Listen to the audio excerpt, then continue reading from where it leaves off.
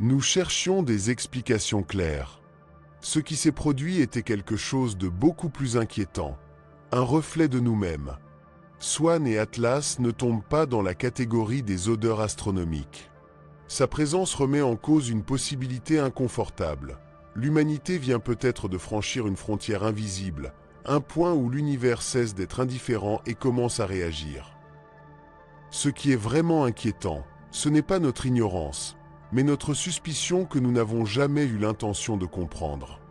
La question n'est pas de savoir si nous allons jamais entrer en contact avec quelque chose au-delà de la Terre. La question est de savoir si ce contact a eu lieu et si le signe décisif n'est pas ce que nous obtenons mais le fait que nous avons examiné. Peut-être qu'observer était, dès le début, la réponse attendue. Et maintenant, le cosmos semble répondre. Mais pour comprendre l'ampleur de cela, nous devons reculer. Ce qui a d'abord été interprété comme une coïncidence statistiquement impossible a commencé à révéler un modèle. Nous sommes actuellement confrontés à aucune erreur de hasard ou d'accident du ciel. Tout indique une exécution délibérée avec une précision qui va au-delà des échelles humaines et peut-être même historique. Le télescope spatial James Webb a été conçu pour examiner le passé profond, suivre la première lumière de l'univers et reconstruire l'histoire des galaxies éteintes. Néanmoins, ce qu'elle a fini par montrer n'était pas seulement l'origine du cosmos, mais un retour inquiétant du look. C'est comme si l'histoire n'avait jamais été sur des étoiles lointaines, mais sur nous. Swann et Atlas n'ont pas pénétré dans notre quartier cosmique comme des voyageurs errants. Leur coordination, leur proportion, leur trajectoire impossible et leur silence durant la panne globale suggèrent un but. Pas de chaos, mais du design. Pas de coïncidence, mais fonction. Deux éléments complémentaires, une serrure et sa clé, un scout et une forteresse. Une réunion qui ne devait pas être vue et qui était encore observée. Ça change tout, parce que cela signifie que, pour la première fois, l'humanité aurait intercepté un objet isolé mais une opération. Une mission. Un cycle plus ancien que notre civilisation, prévu pour se manifester seulement quand nous étions capables de le détecter. Si cette hypothèse était juste, la conclusion était effrayante. Nous n'étions jamais les gardiens. Nous avons toujours été le point de contrôle. Les émissions de Swann passant par le champ magnétique de la Terre, ses liens codés avec la Lune, les résonances trouvées dans les écosystèmes et les failles géologiques suggèrent que la Terre a été intégrée dans ce processus depuis beaucoup plus de temps que nous n'acceptons. Atlas n'est pas venu par hasard. Swann n'agit pas seul. Ensemble, ils semblent faire partie d'un système que nous ne comprenons pas, qui voit la planète comme une anomalie mais comme un fait. Peut-être une cible. Contact, semis, activation, le but reste caché. Mais le silence institutionnel et la fermeture soudaine des observatoires en disent plus que toute déclaration officielle. Pendant ce temps, les astronomes et les théoriciens ont commencé à rassembler un récit beaucoup trop troublant pour le prononcer publiquement. Selon cette lecture, Oumuamua, cet étranger trouvé en 2017, n'était pas une rareté isolée. Ce serait la serrure, une sonde silencieuse envoyée pour évaluer si l'humanité était prête. Un œil verrouillable attend le bon mécanisme. Swann et Atlas, ensemble, représenteraient la clé. Le messager et le gardien. Un petit, rapide, manipulant et recueillant l'information. L'autre, massive et protégée, transporte l'énergie nécessaire pour débloquer quelque chose de beaucoup plus vieux et beaucoup plus grand. Et il y a un détail qui renforce cette théorie. Pendant l'une des impulsions les plus intenses de Swann, les deux sondes voyagées émettent des rafales de données hors protocole. Signes qui n'ont pas été déduits comme si les systèmes de sommeil avaient été activés depuis des décennies. Si tout cela est vrai, l'arrivée de Swann ne marque pas un début mais une continuation. Un autre chapitre d'une histoire de cycle, intégré dans le tissu de l'espace lui-même. Et si nous complétons juste le mécanisme de verrouillage et de clé, alors ce qui vient ensuite n'a jamais été facultatif. C'était inévitable. Au cours de l'approximation finale de Swann, les stations de surveillance de toute la planète ont commencé à détecter des anomalies. Pas au ciel, mais sous nos pieds, sur Terre elle-même. Et cela pourrait être le signe le plus alarmant de tout. Des instruments répandus sur toute la planète ont commencé à enregistrer quelque chose d'impossible à ignorer. Des magnétomètres situés sur différents continents ont détecté des impulsions parfaitement synchronisées et répétées avec une régularité inquiétante, toutes les 43 secondes. Le schéma coïncidait exactement avec les cycles d'émission de Swann. Il n'y avait pas de place pour le hasard. Dans le même temps, démographes sismiques dans des régions aussi lointaines que l'Antarctique, l'Afrique du Sud et l'Asie ont capté des vibrations extrêmement basses. Ils ne correspondaient pas aux failles tectoniques connues ni à l'activité sismique conventionnelle. La Terre répondait, mais pas d'une manière que la géologie pouvait expliquer. Le plus inquiétant s'est produit en silence. Les oiseaux migrateurs ont modifié les routes ancestrales. Les fermes de baleines ont été transformées en trajectoires en haute mer. Les insectes ont désobéi au modèle biologique jugé immuable. Le changement était simultané, global, comme si une boussole invisible avait soudainement été inversée. C'était comme si toute la planète avait reçu une instruction que seules certaines formes de vie pouvaient entendre. Pour certains scientifiques, la sensation était difficile à décrire. La Terre semblait résonner comme si quelque chose de profondément enterré dans sa structure était réactivé. Pas un souvenir humain, mais un souvenir planétaire, vieux et oublié. Le débat a été immédiat. Nous avons parlé de coïncidences statistiques, de tempêtes solaires et d'erreurs instrumentales. D'autres ont suggéré des interactions inconnues entre le champ magnétique de la Terre et les phénomènes spatiaux extrêmes. Mais pour ceux qui ont soigneusement analysé les données, le message était clair.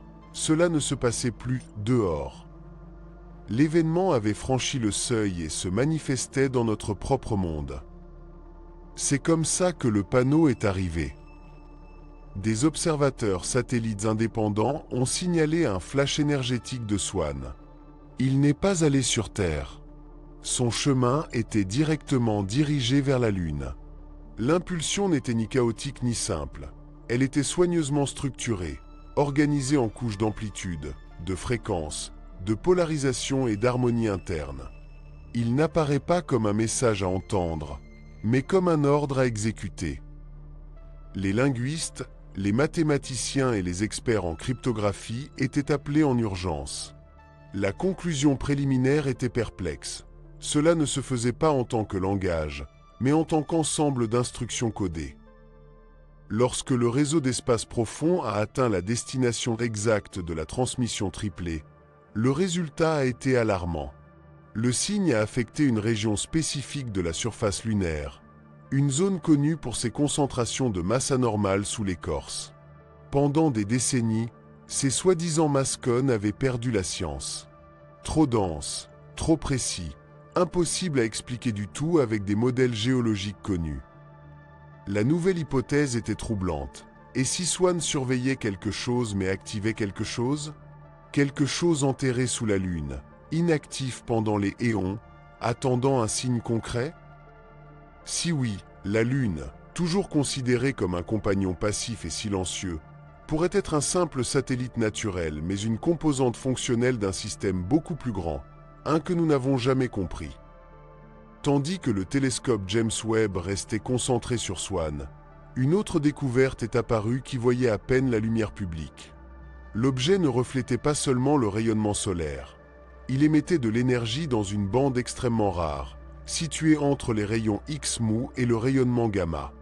Une portée pratiquement silencieuse dans la nature. Les astéroïdes et les comètes ne produisent pas d'émissions organisées à cette fréquence. Signes, cependant, battaient avec précision mécanique comme s'ils passaient des intervalles codés. Certains d'entre eux étaient si intenses qu'ils ont saturé les capteurs au sol. Un télescope expérimental en Australie a subi une cécité temporaire complète. Les ingénieurs ont décrit le phénomène avec un terme inquiétant, l'interférence délibérée. Technologie capable d'invalider d'autres systèmes d'observation. C'est alors que les premières rumeurs d'une intention hostile potentielle ont commencé à circuler. Swann ne semblait plus seulement une structure défensive, mais pouvait être un élément stratégique, conçu pour décider quoi observer et quoi faire. Si Oumuamua avait été silencieux, évasif et ambigu, Swann représentait son opposition absolue, dominant, perturbateur, imposant ses propres instruments et son propre lieu de soin. Alors que les deux objets s'approchaient de leur point le plus proche du Soleil, quelque chose de plus inquiétant s'est produit. Les agences d'information ont commencé à se taire. La NASA, l'ESA et l'ISRO ont considérablement réduit leur mise à jour. Les transmissions en temps réel étaient limitées, les demandes de données non traitées provenant du web ont été rejetées et le matériel public était auparavant restreint. À la suite de questions, les communiqués officiels faisaient référence aux révisions internes et aux fenêtres d'inactivité technique. Mais loin des microphones, entre couloirs et conversations privées, les astronomes ont applaudi quelque chose d'autre, des ordres explicites de se taire. Et dans ce silence, la peur a commencé à grandir. Les demandes en vertu des lois sur l'accès à l'information ne sont pas claires. Au contraire, les documents livrés étaient accompagnés de pages entières et d'un blackout et de conclusions absentes. En même temps, les fuites internes ont commencé à bouger rapidement. Des chercheurs ont quitté leur emploi, des groupes d'analyse dissous sans explication et des configurations critiques de télescopes soudainement bloqués. Ce n'était pas une prudence scientifique. C'était une fermeture délibérée. Bien que les organismes officiels aient réduit leur visibilité, la communauté indépendante a réagi. L'astronomique en dehors des grandes institutions a improvisé des réseaux d'observation avec des télescopes domestiques, des satellites recyclés et des flux de données protégés par le chiffrement. Là où les gouvernements se taisent, d'autres essaient de reconstruire ce qui est caché. Et plus le silence institutionnel devenait dense, plus les rumeurs devenaient insistantes. Le sentiment partagé était clair. Quelque chose se passait hors d'échelle. Quelque chose de si perturbateur que le mutisme a été transformé en un outil de surveillance. Parce que quand une découverte défie non seulement les paradigmes scientifiques, mais les structures de pouvoir, la vérité se défie rarement. Il se cache. Et dans ce cas, la dissimulation semblait être le signe le plus inquiétant d'entre tous. Lorsque les scientifiques ont réussi à comparer les émissions énergétiques des deux objets, la surprise a cédé la place à la peur. Atlas, avec ses impulsions soudaines, a libéré des pics équivalents à des dizaines de gigawatts, suffisants pour alimenter de grands centres urbains. Mais Swann opéra dans une autre ligue.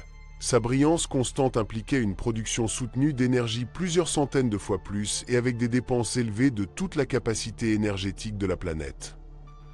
Cette magnitude ne correspond à aucun modèle naturel connu. Les comètes expulsent le gaz après chauffage, les astéroïdes reflètent la lumière du Soleil, mais rien dans la nature ne maintient des niveaux d'énergie aussi extrêmes sans se désintégrer. Les hypothèses ont été multipliées. Swann recueillait-il de l'énergie directement du Soleil? Sa structure a-t-elle fonctionné comme une surface conçue pour capter le rayonnement et la transformer en propulsion ou autre chose? Certains chercheurs sont allés loin. Ils ont suggéré que Swann n'était pas un corps naturel, mais une construction. Une structure massive, presque une forteresse. Sa queue légère peut être un phénomène physique conventionnel, mais un sous-produit d'une sorte de blindage énergétique. L'idée la plus inquiétante était que toute cette énergie était destinée au mouvement mais à la transmission. Une balise. Région spatiale non orientée vers la Terre, mais beaucoup plus éloignée. Si cette lecture avait raison, Swann ne scruterait pas. Je vais faire un rapport. Et nous ne serions pas la cible. Au milieu de l'incertitude, la dynamique orbitale est devenue le dernier terrain fiable pour les astronomes. Et là, les données étaient impossibles à ignorer. Swann et Atlas, en venant de secteurs opposés de la galaxie, finissent par traverser le même étroit couloir spatial. Ces approches maximales du Soleil se sont produites à une distance surprenante les unes des autres, encore pire que la séparation habituelle entre la Terre et Mars. Plus inquiétant encore était la synchronisation du temps. Les deux événements se sont déroulés à peu près en même temps et ont coïncidé avec exactement la période au cours de laquelle l'observation au sol était partiellement absente de la lumière du Soleil. Pour ceux qui étudient les comètes depuis des générations, il n'y avait aucun précédent. Les visiteurs interstellaires apparaissent souvent isolément, séparés pendant des siècles ou des siècles, avec des trajectoires dispersées et interreliées. Ici, cependant, deux anomalies traversent le même point au même intervalle que si elles obéissaient à un calendrier. C'est comme si quelqu'un ou quelque chose faisait basculer le temps à une échelle qui ne nous appartient pas. Lorsque la coïncidence cesse d'être suffisante, la conception devient la seule explication restante. Et cette fois, des spécialistes encore plus prudents ont commencé à l'admettre. Cela semblait intentionnel. Alors que les télescopes continuaient de surveiller, un autre détail inquiétant est apparu. La queue d'Atlas n'a pas seulement brillamment changé. Un certain nombre d'accélérations brutales ont été signalées en quelques semaines, chacune à des intervalles presque identiques. Chaque impulsion coïncide avec un changement précis de la couleur de la stèle, comme si un système invisible ajustait les paramètres en temps réel. D'abord une rouquine, puis une neutralisation, après un retour brusque. Ce n'était pas le comportement erratique typique de la tidasification des comètes, qui était généralement progressif et dépendant de la chaleur solaire. C'était rythmique, ponctuel, contrôlé. Les calculs indiquent que chacune de ces pressions nécessite une quantité d'énergie comparable à la production simultanée de plusieurs centrales nucléaires. Pour une masse de glace et de poudre, elle était inconcevable. Pour une machine, pas si mal. Swann, pour sa part, a répondu à ce modèle à une échelle encore plus grande. Son énorme structure émettait des microlithagas réguliers, si précis chemins fixes qu'ils semblaient être des manœuvres calculées. Pas de chaos. Il y avait le contrôle. Un petit et adaptable. L'autre colossal et imposant. Les deux se déplacent dans le système solaire comme une opération et comme une activité. Et la chose la plus troublante chez eux était leur mouvement, mais leur timing. Ces impulsions ne paraissaient pas indépendantes, elles semblaient coordonnées. Quand les astronomes ont reconstruit les trajectoires de Swann et Atlas sur le fond de l'étoile, un détail est venu et a mis dehors même les plus expérimentés. Swann est entré de la région d'Aquarius et Atlas de Sagittaire. Deux points du ciel séparés par une énorme distance, environ un tiers de la voûte du ciel. Il n'y avait aucune relation apparente entre les deux origines. Et pourtant le destin semblait les avoir unis. Malgré leurs routes radicalement opposées, les deux objets ont pénétré le système solaire intérieur à peu près à la même distance du Soleil. Ces meilleures approches ont eu lieu avec quelques jours de différence. En termes statistiques, ce type de synchronisation ne devrait pas exister. Les corps interstellaires viennent de façon erratique, séparés par des imperfections imprévisibles. Jamais ensemble. Alors quelque chose de plus inquiétant est arrivé. Depuis plusieurs jours consécutifs, les rayons solaires utilisent l'observation directe de la Terre. Les télescopes étaient aveuglés juste dans la plage critique. C'est précisément à cette époque que Swann et Atlas ont atteint leur point le plus proche l'un avec l'autre et avec le Soleil. Le moment exact où toute interaction significative aurait eu lieu était hors de nos yeux. Pour beaucoup de scientifiques, ce n'est plus surprenant. Ça a commencé à ressembler à une couverture. Deux trajectoires calculées pour converger tout comme l'interférence solaire garantit l'invisibilité. Une réunion prévue à la seule étape que nous ne pouvions pas regarder. Alors que les données s'accumulent, Swann commence à mettre en évidence pour des raisons qui dépassent sa taille. Son optique ne coïncide pas avec celle d'une comète commune. Les signatures réfléchies suggèrent la présence de métaux lourds, y compris le nickel et le cobalt, d'éléments associés aux alliages et structures résilients conçus pour résister aux conditions extrêmes. Certains chercheurs ont commencé à se référer à Swann avec un nom informel qui est rapidement devenu incroyablement populaire, la forteresse. Contrairement aux comètes traditionnelles qui fragmentent ou perdent de la masse sous le stress solaire, Swann semblait rester intacte. Son éclat ne décline pas comme le dictent les modèles classiques. Au lieu de cela, il a été tenu au-delà de ce qui peut s'expliquer par la glace et la poudre. Son énorme queue, l'une des plus longues jamais enregistrées, n'a pas dispersé chaotique. Il bataille. Il changeait subtilement avec un mauvais rythme à ignorer. L'image qui commença à se former était troublante. Une structure colossale qui se déplaçait dans l'espace, enveloppée d'un talot léger qui ne pouvait être pas gaz mais une forme de protection énergétique, détournant l'impact constant du vent solaire. La chose la plus alarmante était sa taille, mais sa synchronisation. Alors que Swann a avancé comme une masse impénétrable, Atlas a montré le comportement opposé. Petit, agile, imprévisible, accélération rapide, des changements abrupts dans sa coloration de la queue, job à main qui ne s'inscrivait dans aucun processus naturel connu. Il semblait moins d'un corps errant et plus d'un explorateur, un drone avancé. Ensemble, ils ne donnaient pas l'impression qu'ils étaient fortuits. Ils ressemblaient à des composants du même système. Deux pièces se convertissent au soleil en même temps, disparaissant simultanément de notre vision pendant les jours clés, tout comme sa vraie fonction pourrait se déployer. L'impact de ce récit a augmenté lorsque, à la mi-septembre 2025, les observatoires ont trouvé quelque chose qui a brisé tous les cadres de référence précédents.